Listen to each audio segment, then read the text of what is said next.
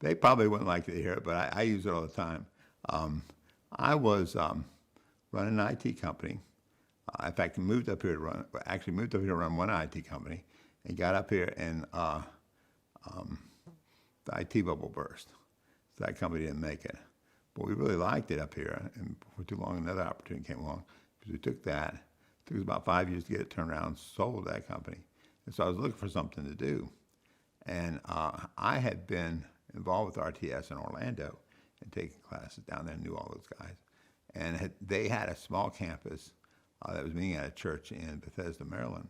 And the church was getting ready to do a building project, and they didn't have room for the seminary. So we had just done a building project and had some room. And so I was trying to convince our session, and they're letting us bring them into our church and give them some space and kind of host the seminary there. So there was some interest in that. So I was kind of the point person on doing that. So as we were doing that, they asked me, so what are you doing?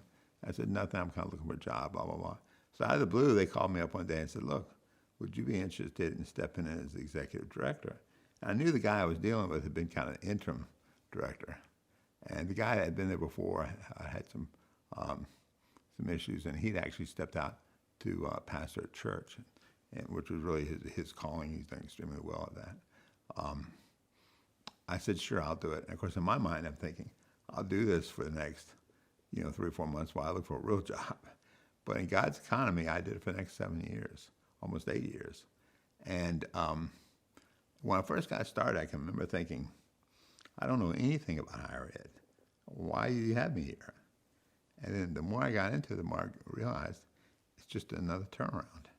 Same exact problems, just a different industry.